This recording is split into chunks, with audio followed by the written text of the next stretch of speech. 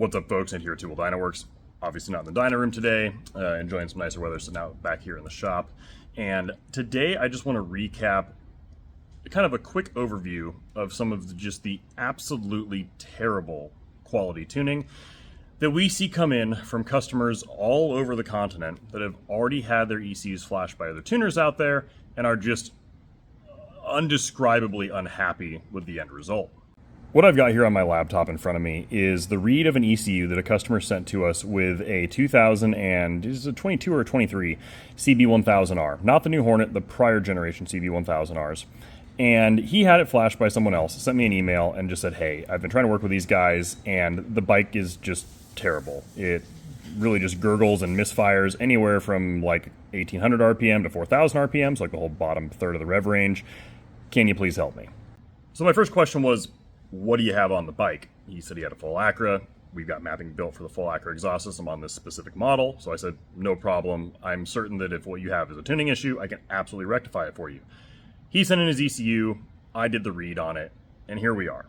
And truthfully, the very next thing I did once I was done kind of browsing through a lot of the tables here was email him back saying, I'm so sorry that you ever ended up falling for this, essentially, and purchasing this in the first place, because I'm honestly surprised that you even ever wrote it this way. The fuel mapping is so bad that what he was experiencing was truly just a lean misfire when he would try to roll on the throttle anywhere off the bottom all the way up to, a little over 4,000 RPM. And I'll just kind of dive into this here really quick and show you what I'm seeing in the mapping that makes it instantly apparent that that was the case, and that the tuner that built the fueling for this has absolutely no clue what they're doing.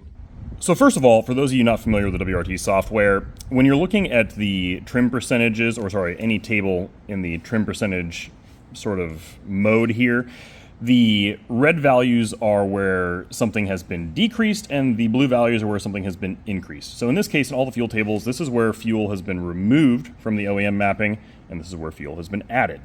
Now, I generally don't talk about specific fuel values or where we're adding or removing fuel, but in this particular case, I will say, full disclosure, there is not a single portion of the fuel mapping where when you have a full exhaust system on one of these CB1000s, you are ever pulling fuel out of the OEM mapping. The stock fuel mapping is atrociously lean for emissions compliance, so when you have any aftermarket full system on there, or even a cat delete system, you are not having to remove fuel values or fuel mapping from the OEM tables at all. Doing that is just undeniably a mistake, and I truly don't know what the tuner was looking at when they decided to go ahead and pull away all the fuel out of the mapping here, because all that red you saw there on the screen is exactly what's causing this guy's problem. So if we take a look at the IAP fuel tables here, which are the fuel tables that are weighted or referenced when the intake air pressure sensor is being weighted, you can see that everywhere below about 4,500 RPM, this tuner is pulling away about 7% of the fuel. And then they're still pulling away about 2% until about 5,000, then above 5,000 they're adding 3%, then 8%, and then back to 3%. First off, this type of tuning is just ultimately lazy. There are portions of this map here that are never, ever, ever referenced when you are on the throttle on the bike, because the IAP is only weighted in very specific portions of the throttle input and rev range. But regardless, you're removing fueling on a bike that has massively more airflow now than it ever did from the factory, exactly in the area the customer is complaining about. Now again, I won't give away specific values, but I can tell you that these values are more than 20% too lean from the optimal fueling that we've developed here for these bikes with this setup. And even down here when they're adding fuel in, you're still more than 15% too lean. So I have no clue how the tuner managed to develop this fuel table in the IAP mapping, but it's just not even close. Now, if we go into the TPS reference fuel table, which is essentially where you're riding the bike the majority of the time, you're past a throttle point in which the IAP table is no longer being weighted or not weighted very heavily, and you're into the TPS-based mapping, you see more of the same. So again, not only is this what I call block-style tuning, where you're just taking big globs of the mapping and adding the same trims or removing the same trims from it lazy, but in this case, it's just wholesale insanely inaccurate. You're adding 2% fuel right here between, say, like 21% throttle and wide open throttle, down to about 3,000 RPM. 2% is nothing. That's not going to do anything. But then just after that, 200 RPM later, you're removing 8%. and then 13% in this area here. Again, the area in which the customer had the single biggest complaint, where he said like the bike just stumbles on its face, pops, and does nothing. It's because it's lean misfiring. These values here are about 30% off from what is actually needed to properly build fuel mapping for this system on this bike. So again, I have no clue how this tuner got to these values or this number, but it's just flat wrong. And honestly, the deeper you go here in this ECU, kind of the worse the picture gets. If you take a look at the portion of the TPS mapping where they were adding fueling, it's the same 17% increased fuel volume from 54% throttle all the way to 100 in this very narrow window right around, what is that, 5,000 to 6,000 RPM. What happens after that? They're still pulling away a little bit of fuel. Again, 1% trims are ridiculous. I have no idea why you'd make something that small, but you're still having to add a hell of a lot of fuel up here at the top end, where the single biggest improvements are on these bikes when you install any aftermarket exhaust system. So again, I have no clue what's going on here or what they were looking at or thinking, but whenever you see the exact same fuel trim from, say, like half throttle all the way to full throttle, that just means that they never did any accurate sampling or tuning anywhere between half throttle and full throttle. This is just ridiculous. And it doesn't just stop there with kind of the insanity and wild inaccuracies in the IAP and TPS tables. If I dig deeper into the fuel trim by gear tables, which are commonly used in applications that have, say, like Ram Air, that you need to be able to adjust fuel values at very high speeds, you see even weirder stuff going on. So not only is the fuel trim table by gear the same in every single gear, which just, again, does not make any logical sense whatsoever, they're adding fuel in portions of the rev range where in their base IAP and TPS tables, they're removing fuel. So the trims in their fuel trim by gear table are literally fighting the base fuel trims that they made in the primary tables. It makes absolutely no logical sense. Now, I can try to make excuses for other tuners out there when I see just screwed up fuel values, because, yes, there is some variance from one part of the country to the next. I mean, you're talking very small, like a couple few percent from fuel in one spot in the country to fuel in another spot, or the atmospheric conditions in one spot in the country to another spot. Even though that's really not the case anymore with modern electronics, all these bikes have barometric pressure sensors and intake temperature sensors that trim out all that anyway. I can try to conceptualize and figure out a scenario in which, okay, maybe the fueling on their dyno's that radically different, but that's just not the case here, folks. Anybody that is removing fuel mapping in a scenario like this from the OEM mapping that's already stupidly lean for emission compliance just has no fucking clue what they're doing. And sort of the proof of that is when you dive into the other tables in the ECU, like the throttle-by-wire mapping and the ignition timing mapping. Because as I've said many times before, the fuel mapping is the single easiest part of this gig. Any monkey with a dyno can get fuel mapping at least close, and this wasn't even in the ballpark. But what's already kind of a horror story here with this mapping just gets worse when you take a look at the throttle-by-wire mapping. So this is sport mode, the max power mode on these bikes, and this is second gear. This tuner has made virtually no changes below 1/3 throttle. There's some small changes up here, but I'll get to what these are actually in just a second. This is them just unifying maps out of the neutral mapping. Right here at 37% throttle, all of a sudden there's a big jump in the requested throttle-by-wire mapping. So you're going to get this big lurch from 15% throttle to almost 22% throttle when you're only actually moving your throttle hand from 33.7 to 37%. So in a about 3.3% change in your throttle hand, which is virtually nothing, the throttle is going to jump on you by over 6%. This creates a huge lurch and a super unpredictable throttle and is borderline unsafe. But further down here in the rev range, above, say, 7,000 RPMs, this makes absolutely no sense.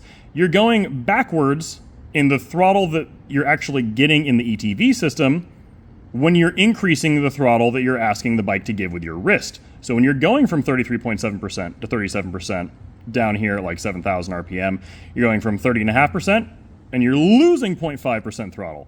Same thing down here. You're going from 30.8% and then you're going down to 30.2%. So you're losing 0.6% throttle.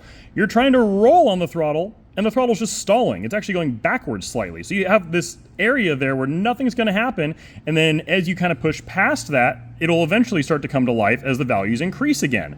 So you have to go from 33.7% throttle to 40% throttle just to get a 3% increase, which makes absolutely no fucking sense.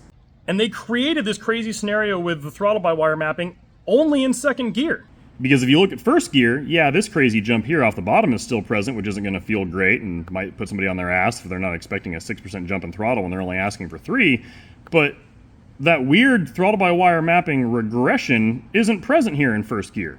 Nor is it really present in any of the other gears. There's third, there's fourth, there's fifth. Like, it's just not there. The tables aren't the same from one gear to the next. Now, the tables don't necessarily have to be the same from one gear to the next. There are many bikes that we create throttle-by-wire mapping for where I make the first, second, and third gear maps just a little bit softer compared to something like the fourth, fifth, and sixth gear maps. But I certainly never would ever create a table in which you only have one gear where all of a sudden you're rolling on the throttle and the throttle plates actually start closing on you. That's just fucking insane. Now, on these bikes in the WRT software, there's also lots of other ETV base maps, which are currently undefined. They just have them as set 1 through whatever the hell. This is pretty common in a lot of the Hondas because regionally, from, say, one emissions market to another, they actually utilize different sets of ETV maps. Woolwich doesn't know exactly which one is which from one market to the next, so they just leave them undefined for tuners like myself to figure out. Now, through a boatload of testing on these bikes, I know what each of these tables do and what they represent and where they're referenced. This person, however, clearly does not. Because while there's something resembling a linear throttle map in set 1, if you go over to here to set 2, they left this gem in place. This is referencing one of the rain modes, folks. Throttle is limited down to like 41, 42%, but at wide open throttle, this tuner has chosen to completely uncork that throttle map.